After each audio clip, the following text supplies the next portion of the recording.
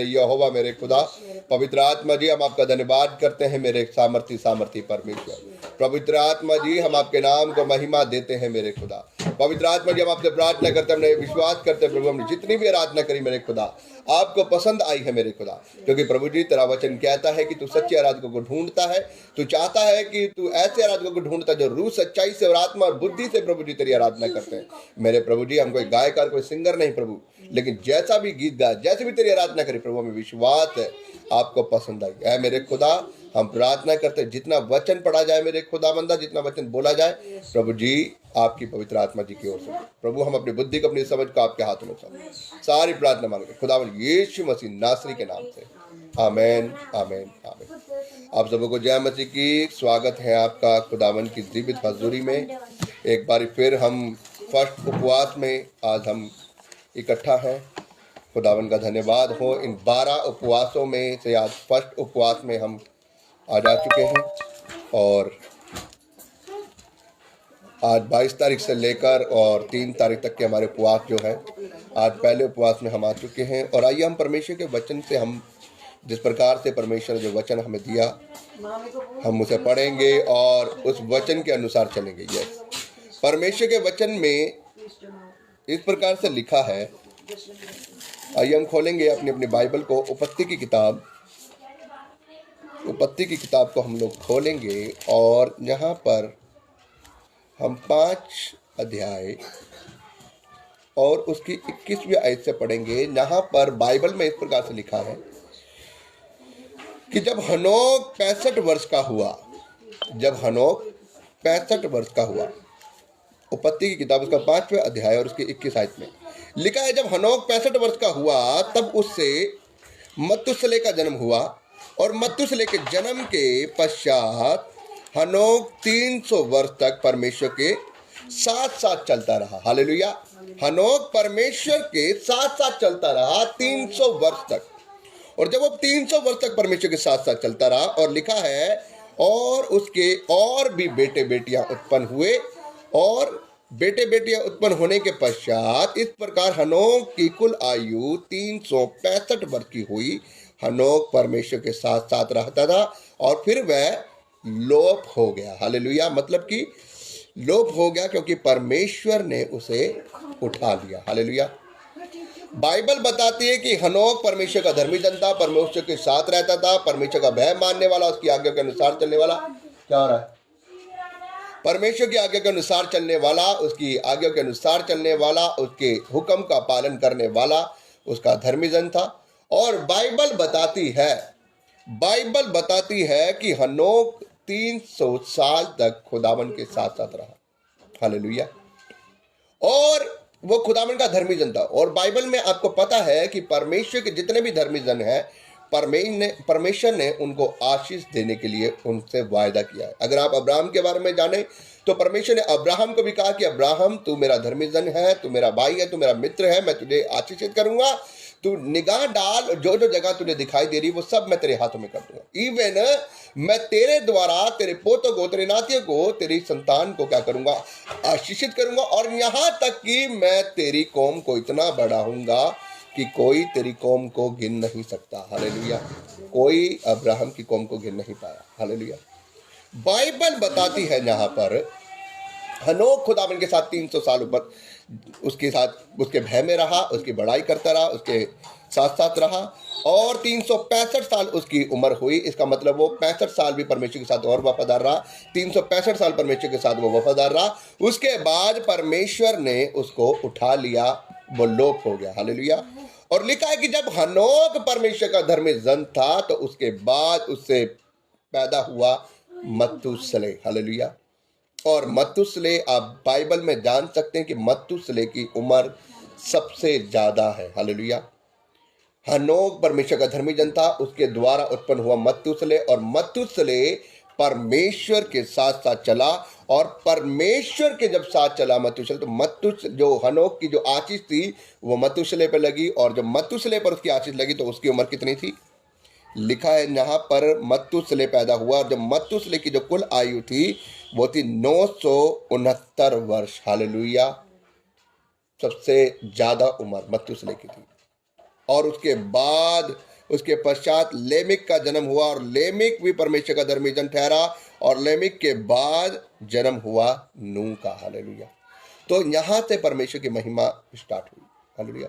पहले भी थी, लेकिन ये लोग परमेश्वर का धर्मी जन थे, और परमेश्वर के धर्मी जन होने के बावजूद जब नूह उत्पन्न हुआ, तो नूह परमेश्वर की दृष्टि में, आपको पता ही है कि नूह परमेश्वर का धर्मी जन था, परमेश्वर के साथ रहता था, परमेश्वर की आवाज को सुनने वाला व्यक्ति था। और बाइबल बताती है जब परमेश्वर का धर्मी जब नूह पैदा हुआ, तो उससे 3 पुत्र उत्पन्न हुए। उन 3 पुत्रों का नाम किस प्रकार से है? उन 3 पुत्रों का नाम इस प्रकार से है। उससे 3 पुत्र उत्पन्न हुए नूह से, शेम, हाम और येपेत। ये 3 पुत्र उत्पन्न हुए। और जब लिखा है बाइबल में, जब नूह की जिंदगी जब शुरू हुई, जब नूह चल रहा था अपने पुत्र पुत्रियों के साथ, तो पृथ्वी पर बहुत पाप बढ़ गया। अगर आप 6 अध्याय को पढ़े, आप पढ़ सकते हैं, लिखा है कि मनुष्य जाति में बहुत सा पाप बढ़ गया। जब मनुष्य जाति में इतना पाप बढ़ गया, तो परमेश्वर पछताया उस जाति को बनाकर। लिखा है, मैं आपको एक आयत पढ़ के बताता हूं। यहाँ पे लिखा है 6 की पहली आयत पढ़े, जब मनुष्य भूमि की उपज बहुत बढ़ने लगी, तब उनके बेटे बेटियां उत्पन्न होने लगे, और परमेश्वर के पुत्रों ने मनुष्यों की पुत्रियों को देखा, और कि वह सुंदर है, और उन्होंने जिससे चाहा उससे विवाह कर लिया। किसने? परमेश्वर के पुत्रों ने इंसानों की बेटियों से। मतलब कि परमेश्वर के पुत्रों ने, कौन है परमेश्वर के पुत्र? स्वर्गदूत। परमेश्वर के पुत्रों ने मनुष्यों की बेटियों से शादी कर ली, उनके साथ में जिससे चाहा उससे उन्होंने विवाह कर लिया। और अगर आप पढ़ेंगे, जिससे चाहा उससे विवाह कर लिया, तीसरी आयत में लिखा हुआ है, तब यहोवा ने कहा, मेरा आत्मा मनुष्यों से सदा लो विवाद करता रहेगा, क्योंकि मनुष्य भी शारीरिक ही है। उनकी आयु कुल 120 वर्ष होगी। ये परमेश्वर ने ठहरा दिया कि अब से मनुष्यों की आयु टोटल कम से कम 120 ही होगी, इससे बड़ी नहीं। पहले 900 साल थी, अब 120 ठहर गई। लेकिन मैं आपको एक बार बताऊं मेरे भाइयों बहनों, ये जब भी पुराने टाइम में जो कहते थे, जो हमारे जो बड़े बुजुर्ग हैं, उनकी 120 साल थी, है ना। लेकिन अब के टाइम में तो मुश्किल से 70-80 मुश्किल से जाते हैं ना। क्योंकि पृथ्वी पर पाप इतना बढ़ गया। जैसे जैसे पाप बढ़ता गया, वैसे वैसे लोगों की उम्र कम होती गई। और अब 120 साल परमेश्वर ने ठहरा दी। क्यों? क्योंकि पृथ्वी पर पाप इतना बढ़ गया है। अब तो 120 भी नहीं जाते, अब तो मुश्किल से 80-75 में लोग ऐसे ही खत्म हो जाते हैं। क्यों? कभी किसी को हार्ट अटैक आ गया, कभी किसी को कुछ आ गया, किसी को क्यों? क्योंकि पाप इतना बढ़ गया है, परमेश्वर की आज्ञा को कोई फॉलो नहीं करता। यहां पर आगे लिखा, चौथी आयत में पढ़ेंगे, लिखा है, उन दिनों में पृथ्वी पर दानव रहते थे, और उसके पश्चात जब परमेश्वर के पुत्र मनुष्य के पुत्रों के पास गए, तब उनके द्वारा जो पुत्र उत्पन्न हुए वह शूरवीर हुए। शूरवीर मतलब कि दानव। हालेलुया। लिखा है, जब स्वर्गदूतों के द्वारा स्त्रियों के जब पुत्र हुए, तो वो शूरवीर हुए। और यहां पर आप आगे पढ़ लेना, क्योंकि मैं इतना ज़्यादा नहीं पढ़ पाऊंगा, आप आगे से पढ़ लेना, मैं आपको शॉर्टकट में बता देता हूं। लिखा है कि परमेश्वर जब इनसे शूरवीर उत्पन्न हुए, तो लिखा है पृथ्वी पर दानव रहते थे, और उनका काम परमेश्वर की आज्ञा को ना मानना, बल्कि परमेश्वर की आज्ञा के अपोजिट जाना था। मतलब कि वो परमेश्वर की आज्ञा के अनुसार नहीं चलते थे। जो परमेश्वर की शिक्षाएं थी, वो परमेश्वर की शिक्षाओं पर नहीं चलते थे। उनके बीच में पाप होने लगा, मूर्ति पूजन होने लगा, व्यभिचार होने लगा, हत्या होने लगी, गलत काम होने लगे। और बाइबल बताती है कि परमेश्वर मनुष्य को बनाकर पछताया। हालेलुया। परमेश्वर मनुष्य को बनाकर पछताया। जब बाइबल बताती है कि हनोक परमेश्वर का धर्मी जन था, परमेश्वर के साथ वो 350 साल वफादारी से चला, परमेश्वर ने उसे लोप कर लिया। उसके बाद हनोक की आशीष मथुशेलह पर आई, उसकी उम्र 900 कुछ साल थी। उसके बाद आगे फिर नूह भी आया। नूह को फिर परमेश्वर ने आशीष दी, और नूह को परमेश्वर ने दृष्टि नूह पर पड़ी। जब परमेश्वर ने ठान लिया कि मैं पछताता हूं पृथ्वी को बनाकर, मैं पछताता हूं मनुष्य को बनाकर, इसलिए अब मैं क्या करूंगा, मैं पूरी पृथ्वी को क्या कर दूंगा, तबाह कर दूंगा। हालेलुया। मैं जल पर ले लाऊंगा और पृथ्वी को तबाह कर दूंगा, क्योंकि मेरी दृष्टि में ये सब क्या है, पापी हो चुके हैं। क्योंकि मेरी आज्ञा पर ये लोग नहीं चल रहे, ये लोग चुगली, ये लोग मूर्ति पूजन, ये लोग नशा, ये लोग पाप, ये लोग गलत गलत काम, सारे वो पाप जो परमेश्वर की आज्ञा के अनुसार ये नहीं चल रहे हैं, गलत काम कर रहे हैं। तब परमेश्वर पछताया, क्यों, मनुष्य को बनाकर। बाइबल में लिखा है परंतु यहोवा के अनुग्रह की दृष्टि किस पे पड़ी, नूह पर। अगर आप 8वीं आयत को पढ़ें तो लिखा है कि धर्मी जन था एक नूह, जो पैदा हुआ, अभी मैंने आपको पीछे पढ़वाया। लिखा कि परमेश्वर की दृष्टि पृथ्वी के ऊपर, नूह के ऊपर पड़ी कि एक नूह है, वो क्या है, मेरा धर्मी जन है, वो मेरी आज्ञा को मानने वाला है, उसके अंदर मेरा भय है। इसीलिए परमेश्वर ने, आप आगे नूह की बात को पढ़ेंगे तो लिखा है कि परमेश्वर ने नूह की ऊपर परमेश्वर की कृपा दृष्टि हुई, परमेश्वर ने उससे बात करना शुरू करी, और तो और परमेश्वर ने कहा कि नूह, मैं इस पृथ्वी को तबाह करने वाला हूं, इसलिए अब तू क्या कर, अब तू एक पानी का जहाज बना, जिसके अंदर तू और तेरी फैमिली, जो मेरा भय मानने वाले लोग हैं, वो लोग सवार हो जाएंगे, और सभी जानवरों के नर और मादा के एक एक जोड़ा को तो उसके अंदर रखना, जो कि शुद्ध पशु होंगे। हालेलुया। और ताकि उनके द्वारा मैं दोबारा जिंदगी की शुरुआत कर सकूं।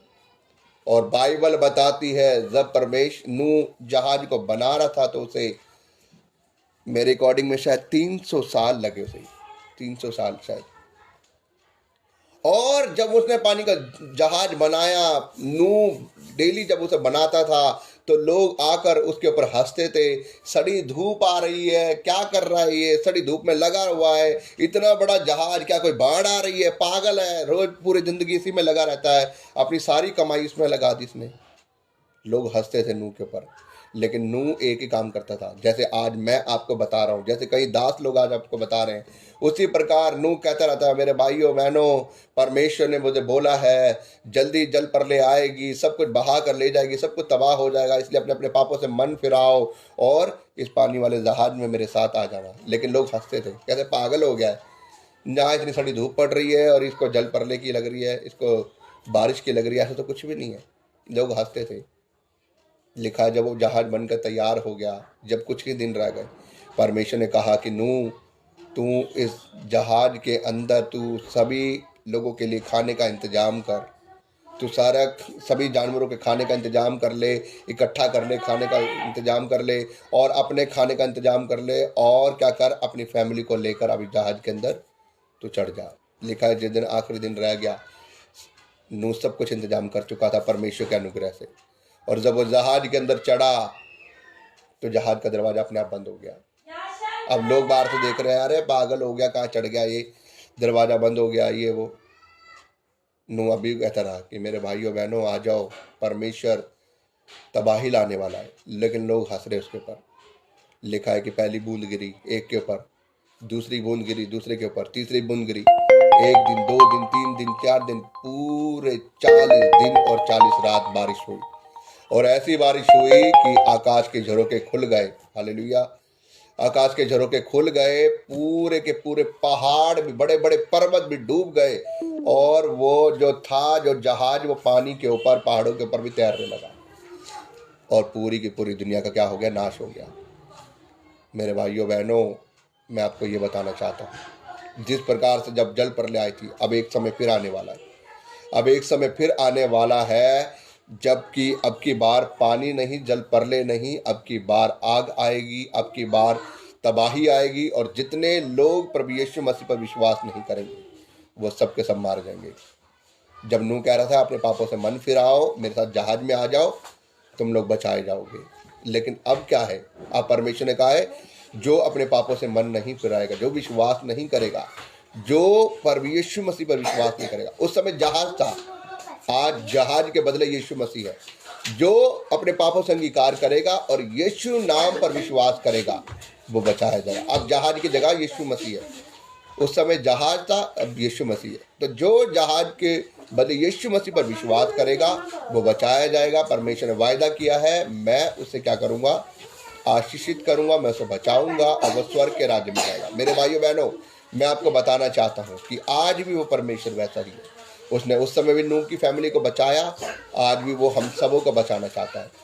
इसलिए समय है हमारे पास कि हम अपने मनों को फिराएं, अपने मनों को बदलें, अपने गुनाहों से, अपने पापों से तौबा करें, ताकि वो परमेश्वर हमारे पापों को क्षमा करके हमें याद रखे। जब वो विपत्ति आएगी, जब आग गिरेगी, जब ज्वाला फटेंगे, जो स्वर्ग से धधकती हुई आग लगेगी, जब वो हर एक का लेखा लेगा उनके पापों का, तो वो जो धर्मी जन है, जो उसके आगे के अनुसार चलते हैं, जो अपने पापों का अंगीकार कर चुके हैं, जो उसके भय में होकर चलते हैं, परमेश्वर उनको याद करेगा और वो उनको स्वर्ग के राज्य में ले जाएगा। मैं जानता हूँ आपको मेरी बात अटपटी लग रही है, लेकिन बाइबल में लिखा हुआ है। अगर आप प्रकाशित वाक्य की पुस्तक को पढ़ें तो आप खुद ब खुद जान जाएंगे। लेकिन मेरे भाइयों बहनों, समय बहुत नज़दीक है। बाइबल में लिखा है कि अब कुल्हाड़ा पेड़ की जड़ के ऊपर रखा हुआ है, पेड़ की जड़ के ऊपर रखा हुआ है अब कुल्हाड़ा। अब बस समय आ गया है कि बस कुल्हाड़ा उठाकर पेड़ की जड़ को काटा जाए। लिखा है कि जो पेड़ अच्छी फसल नहीं लाएगा, जो पेड़ अच्छा फल नहीं देगा, वो काटा जाएगा और वो क्या किया जाएगा, आग के झोंक में झोंक दिया जाएगा। लेकिन जो पेड़ अच्छा फल लाएगा उसके फल तोड़ के इकट्ठे किए जाएंगे ताकि वो परमेश्वर उसे इस्तेमाल करे। और इसका मतलब ये है कि अगर हम अच्छे फल लेकर आ रहे हैं, हमारे कर्म अच्छे हैं, अगर हम परमेश्वर के साथ वफादार हैं, तो वो हमें इकट्ठे करेगा अपने स्वर्ग के राज्य में। लेकिन अगर हम अच्छा फल नहीं लेकर आ रहे, अगर हम उसके आगे के अनुसार नहीं चल रहे, अगर हम बुरे हैं, तो वो हमें काट देगा, हमें नाश कर देगा और हमें नरक की आग के लिए झोंक देगा। तो मेरे भाइयों बहनों, ज़रूरत है हमें उसके नाम में फल लेकर आने की। उसके फल क्या है? उसके फल ये है कि हम उसके आगे के अनुसार चलें, उसकी मर्जी के अनुसार चलें, अपने पापों से तौबा करें, उस पर विश्वास रखें, और जैसे उस परमेश्वर ने हमारी बुद्धि को खोला है, हमें बचाया है, वैसे हम दूसरों को भी इसका सुसमाचार सुनाकर उन लोगों को भी परमेश्वर का राह बताएं। हालेलुया। तो मेरे भाइयों बहनों, समय बहुत कम है हमारे पास। बहुत से लोग ये बात बोलते हैं, हंसते हैं कि इतने समय से कह रहे हैं यीशु आएंगे, यीशु आएंगे, यीशु आएंगे, यीशु आ तो रहे नहीं। इन्होंने ऐसे नौटंकी लगा रखी, यीशु आता तो है नहीं, अगर आना होता तो कब कहा देता। लेकिन मेरे भाइयों बहनों, पर यीशु मसीह आने में इसलिए समय लगा रहा है, जिस प्रकार से चोर का आने का किसी को पता नहीं होता। चोर आता है और चोरी करके ले जाता है। बाइबल में लिखा है किसी को नहीं पता यीशु कब आएगा। लिखा है जिस दिन वो आएगा वो चोर के समान आएगा। जब वो आ जाएगा तो सबका पलटा लेगा। फिर समय नहीं होगा किसी के पास तौबा करने का, फिर समय नहीं होगा अपने पापों से अंगीकार करने का। फिर उस समय जब कोई पापों से अंगीकार करेगा उसकी क्षमा नहीं होगी। इसलिए मेरे भाइयों बहनों, अभी समय है। प्रभु यीशु मसीह हमें इसलिए वो देर कर रहा आने में, क्योंकि वो चाहता है कि हर एक को मौका मिल जाए मन फिराने का। क्योंकि कल को जब वो तुमसे पूछेगा कि हाँ भाई, तूने पाप क्यों किए, तूने बुराई क्यों की, तूने स्वर्ग के राज्य में तू नहीं आ सकता, तू नरक की आग में जा, तो हम उसे बोलेंगे परमेश्वर, हमें तो किसी ने तेरा सुसमाचार सुनाया नहीं, हमें तो तेरे बारे में किसी ने बताया नहीं। फिर हमारे पास ये वर्ड होंगे, फिर हमारे पास बहाना नहीं होगा। परमेश्वर के पास उस चीज़ का प्रूफ भी होगा कि देख बेटा, तूने वहाँ पर लाइव मीटिंग देखी थी, देख बेटा तुम वहाँ पर उस चर्च में तूने प्रचार सुना था, देख बेटा उस पास्टर ने आकर तेरे को वचन बताया था, लेकिन तूने उसकी बात पर नहीं विश्वास किया, तू उसके ऊपर हंसा, उसकी बातों के ऊपर हंसा। अब मैंने तो तेरे को सुसमाचार पहुँचा दिया था, लेकिन अब तूने विश्वास नहीं किया, तो अब तेरी गलती है। इसलिए अब तू क्या कर, नरक की आग में जा। मेरे भाइयों बहनों, अभी हमारे पास समय है, अभी हमारे पास समय है। हमें, अगर हम चाहते हैं कि हम भी हनोक के समान स्वर्ग पे उठाए जाएं, हम भी अगर लोप हो जाएं, तो मेरे भाइयों बहनों, हनोक 365 साल अपनी ज़िंदगी जिया है और 365 साल वो परमेश्वर के साथ वफादार रहा है। अगर आज हमारे पास भी हमें नहीं पता कि हमारा जीवन कितना है, हमने कल चले जाना है, परसों चले जाना है, साल बाद चले जाना है, 2 साल बाद, 10 साल बाद चले जाना है, लेकिन मैं आपको एक बात बोलना चाहता हूँ कि जितना जीवन हमारा है, हमें वफादारी से परमेश्वर के साथ अपने जीवन को व्यतीत करना है, ताकि वो परमेश्वर हनोक के समान हमें भी धर्मी जन पाए और वो हमें भी क्या करे, हमें भी उठा ले। हालेलुया। तो मेरे भाइयों बहनों, अगर आप चाहते हैं कि परमेश्वर के साथ जाना, अगर आप चाहते हैं कि आप भी हनोक के समान उठाए जाना, तो परमेश्वर आपको ज़रूर याद रखेगा। लेकिन उससे पहले ज़रूरत है हमें अपने पापों से मन फिराने की, उससे पहले ज़रूरत है हमें अपने गुनाहों को तौबे करने की, उससे पहले ज़रूरत है हमें परमेश्वर के अनुसार अपने जीवन को चलाने की, क्योंकि बाइबल में लिखा जो अंत तक विश्वास में बना रहेगा, जो धीरज थामा रहेगा, उद्धार उसी का है। हालेलुया। तो मेरे भाइयों बहनों, हमें परमेश्वर में बने रहना है ताकि हम परमेश्वर की उस आशीष को पाएं। तो परमेश्वर के वचन के पढ़े और सुने जाने पर आशीष हो। मैं विश्वास करता हूँ आज का ये वचन आप लोगों को समझ में आया है और आप लोग इस वचन के द्वारा आशीष पा रहे हैं। आइए हम प्रार्थना करें। Thank you Jesus. हालेलुया। रे बालामा संदने में नी खलालावा नहीं खलामा नमा संदन किया लमा। आइए हम प्रार्थना करें कि जितने भी लोग बीमार हैं उन सभी के लिए प्रार्थना करते हैं। खुदावन यीशु का आत्मा आप सबों को छुएगा और जितने लोग अपने पापों से अंगीकार करना चाहते हैं मेरे पीछे पीछे बोले कि प्रभु यीशु, मैं पापों से अंगीकार करता हूँ कि मैंने अपनी ज़िंदगी में बहुत से पाप किए हैं, जाने में अनजाने में, अपनी आँखों के द्वारा, अपने मन के द्वारा, अपनी सोच के द्वारा, अपने विचार के द्वारा, अपने लेने देने के द्वारा, अपने हाथों के कामों के द्वारा मैंने बहुत से पाप किए हैं। प्रभु यीशु मुझे क्षमा कर दे। मैं विश्वास करता हूँ आप मेरे लिए मारे गए, आप मेरे लिए गाड़े गए, आप मेरे लिए मुर्दों में से तीसरे दिन जी उठे और आप आज भी जिंदा हैं और अपने स्वर्ग पिता के दाहिनी ओर विराजमान हैं। और मैं विश्वास करता हूँ कि आप जल्द ही आने वाले हैं हम लोगों को लेने के लिए। प्रभु यीशु, आप मेरे पापों को क्षमा करें। मैं जानता हूँ मैं जन्म से ही मैं पापी था, क्योंकि तेरा वचन कहता है कोई धर्मी नहीं, एक भी जन धर्मी नहीं। प्रभु मुझे क्षमा कर, मेरे पापों को क्षमा कर और मैं अपना जीवन का उद्धार करता आपको स्वीकार करता हूँ और अपना जीवन आपके हाथों में दे देता हूँ। प्रभु मैं जब तक जीऊँ, जब तक मेरे शरीर में प्राण रहे, प्रभु मैं तेरे भय में होकर चलूँ, तेरी आज्ञा के अनुसार चलूँ और तेरा आत्मा सदा मुझ पर बना रहे। प्रभु मैं प्रार्थना मांगता हूँ खुदा यीशु के नाम से, आमीन। आइए हम प्रार्थना करें बीमारों के लिए।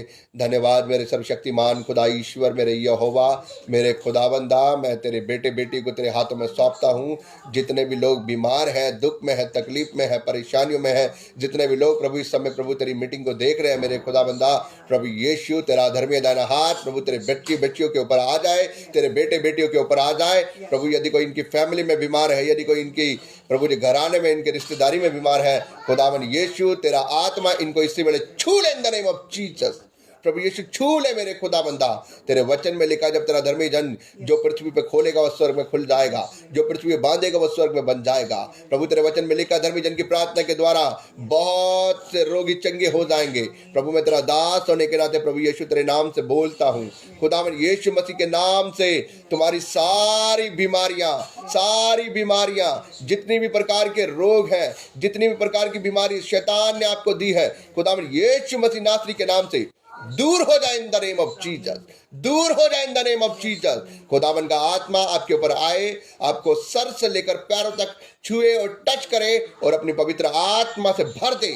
वो आपको अपनी पवित्र आत्मा से भर दे और आपकी बीमारियां यीशु मसीह नासरी के नाम से जाती जाए। आपके जॉब के रास्ते खुल जाए यीशु मसीह के नाम से। आपके बिजनेस बढ़ने शुरू हो जाए यीशु मसीह के नाम से। आपके बिजनेस बढ़ने शुरू हो जाए। जितनी भी शैतान की ताकतें आपके जीवन में काम करती है, हर वो आत्मा जो शैतान के द्वारा आपके जीवन में गई है, वो यीशु मसीह नासरी के नाम से बांध ली जाए और आपकी बॉडी से अलग कर दी जाए यीशु मसीह के सामर्थ्य नाम से। खुदावन का आत्मा आपको छुए और ब्लेस करे और आपका परिवार, आपके बच्चे, आपके बिजनेस ब्लेस हो जाए और आप खुदावन की आशीष में बढ़ते जाएं और खुदावन का रूह आपकी अगुवाई करे। ऐ मेरे खुदा, मैं तेरा दास होने के नाते तुझसे प्रार्थना करता हूँ, अपने बेटे बेटी को छू और ब्लेस कर प्रभु। हम मांगते हैं खुदावन यीशु मसीह नासरी के नाम से, आमीन, आमीन, आमीन। आप सबको जय मसीह।